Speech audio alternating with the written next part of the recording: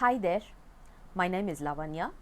I'm going to walk you through a very important text which is called as Saiva Siddhanta text called as Unmai Vilakkam.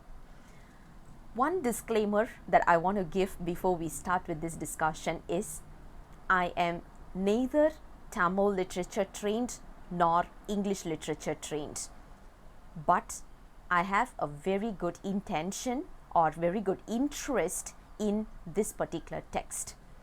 I learnt this, I enjoyed word by word, line by line, and I enjoyed the blissful state which is suggested in this particular book.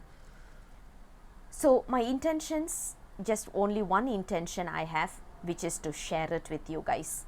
If any one of you is a literature trained person, I would request you guys to take this forward to the next level with a proper translation, with a proper words used in order to get the meaning across straight. So in this particular speech, I may not have used the right text or I may not have used the right words, but I'll try to, even with beating around the bush, I'll try to explain as much as possible in a much simplified manner, and if I'm not using the right words there, please pardon me for that. Now let's start. The first text that we are going to talk about is Unmai Vilakkam. Literally translated as we are explaining the real thing. We are explaining the real being. Unmai means the real. Vilakkam means description. So we are describing the real thing that is there in this world or in this planet. So what are these texts? Basically, let me talk a little bit about the basics of this. There are 14 sacred texts which talks about Saiva Siddhanta. And when you're talking about the 14, we classify those 14 into 3 categories. One is that you need to know as a basic, like foundation level. So there are few texts which is going to be at a foundational level. Unmai Vilakkam is actually part of the foundational level text. The next one will be a little bit detailed, where we need to do a little bit of research. In order to understand it, we can do a lot of research and we can prove it, or at least we will be able to logically infer the meaning. That is the second level. And the third one is purely experiential. So we will start experiencing the blissful state. So we need to cross these 3 in order to fully understand the crux of Saiva Siddhanta. So what I'm going to do now is start with the foundation or the fundamental building block of Saiva Siddhanta, which is the very first text, which is called as Unmai Vilakkam. This particular book, which is called as Unmai Vilakkam, is written by a person called Mana Vasagam Kadandar, literally translated as someone who has gone beyond the mind and words. If you look at it, whatever we are able to speak up, whatever we are able to talk, whenever we are uttering a single word, it is coming from whatever we are seeing around the world, which is basically made out of sound waves and breathing and words and mouth. So if you look at it, this is all taken based on the basic tattvam. We call it as the tattvas are basically made of, there are 36 tattvas, which is what we are going to cover in this text. Just give me some time, we will go through that in detail. So those are called as the elementary level. Now when you talk about manam means mind. Mind is nothing but based on the living thing. So you need to cross the minds and you need to cross the words in order to achieve the blissful state. When I keep talking, I will not be able to enjoy the bliss.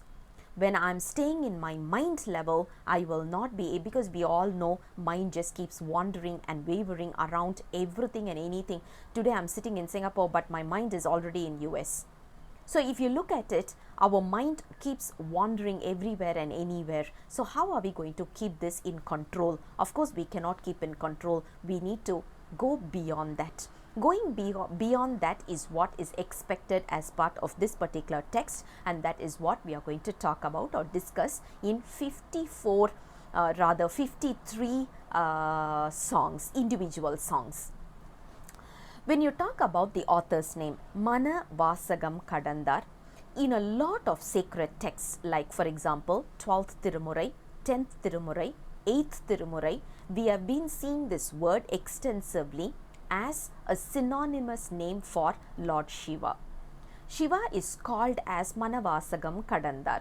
So he has gone beyond, he is beyond our existence. So we need to go beyond this existence in order to realize him. And that is what this particular author's name is giving us as a clue. So which means we are going to talk about this particular text to talk about how to go beyond this mind, how to go beyond this existence in order to realize Lord Shiva or the Almighty, right? So this is a short introduction. We are going to start with the actual text right now. We are starting with the very first song, which is called as just to pray or worship the elephant god in order to make it more clear, because when we are reading a text, we need to read it or understand it or perceive it in the right manner. Whenever we have a doubt, say for example, I'm talking about something, and when we have a doubt, it means the clear mindset is still not there. Alternatively, we can have misinterpretations. So in order to eliminate our misinterpretations and eliminate our doubts, we need to first seek for the Almighty's guidance so that whatever we are reading is perceived in the right manner, in the right sense. So here we bow down to the Almighty as usual to get his blessings so that we are able to perceive the content, the 53 songs that has been suggested for us. We are going to go through the content and we are requesting his guidance so that we can perceive it in the right manner.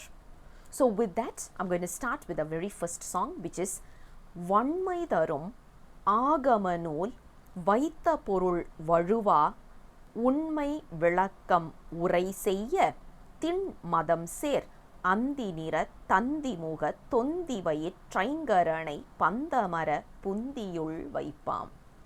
You look at the rhythmic way of writing. I really get mesmerized with these Tamil texts because of the beautiful rhythmic approach sometimes. Honestly, if you are a Tamil literate person, I would suggest read through in the original text. You will really find a lot of interesting, you will start falling in love with the concept, honestly.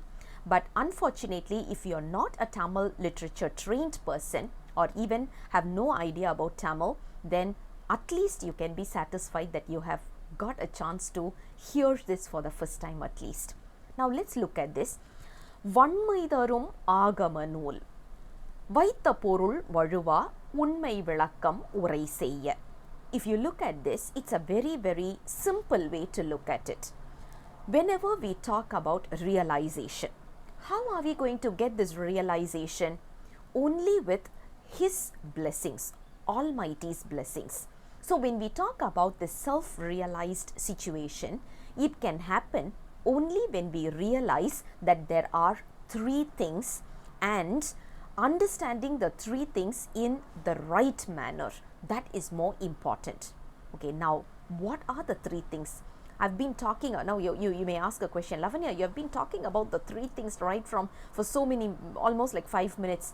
What are the three things? Simple way to look at it is, the three things are, the first one is the Almighty. We call it as Padi. These are some of the sacred terminologies that we need to know. So I'm just going to use the same terminologies because you will be seeing these in the future songs.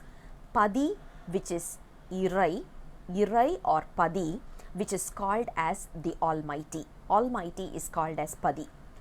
The second one is Pasu. Pasu literally means here as something that has been tied.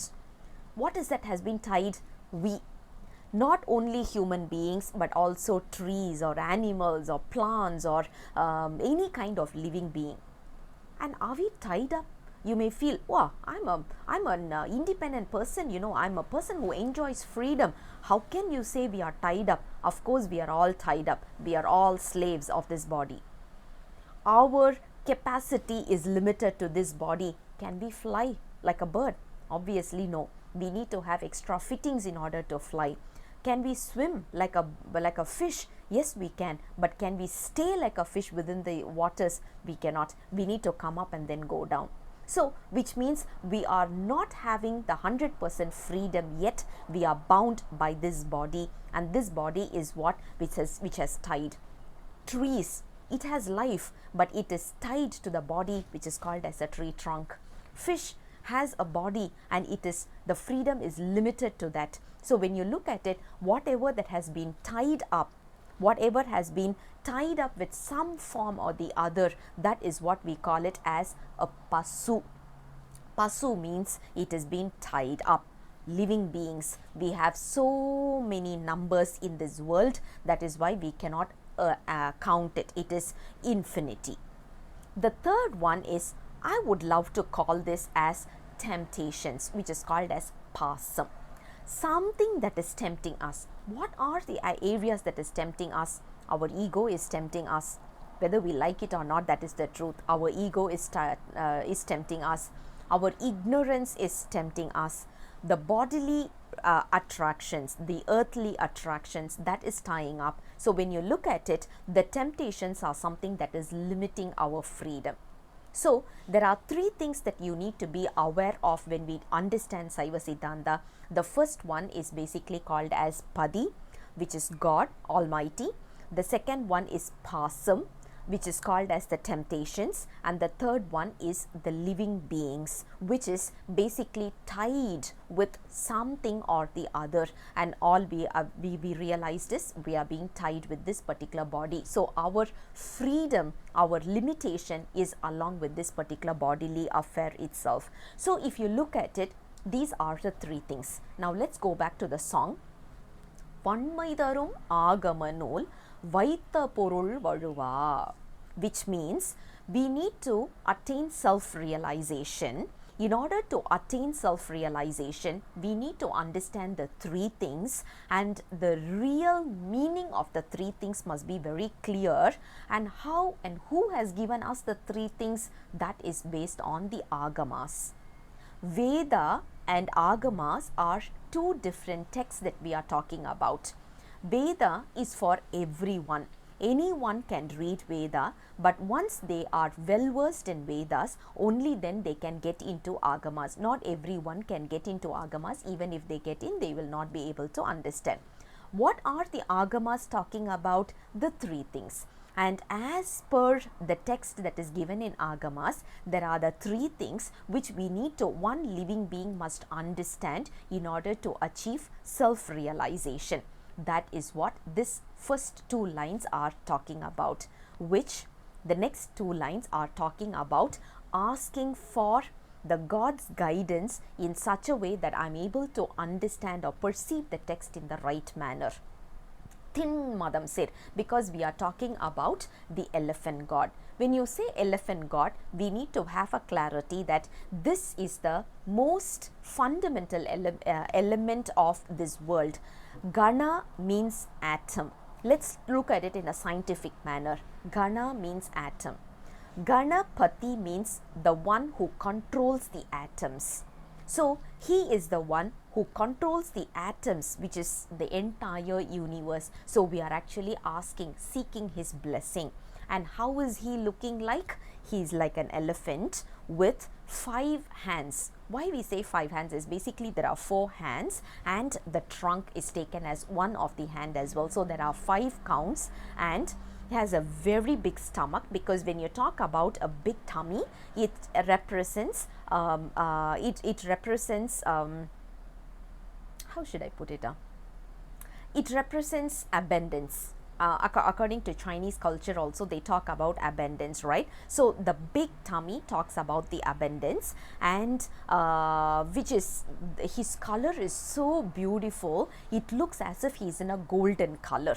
So that kind of an elephant god, when I pray to him and I request his presence in my thoughts, I will be able to understand the text without any misinterpretations or without any doubts.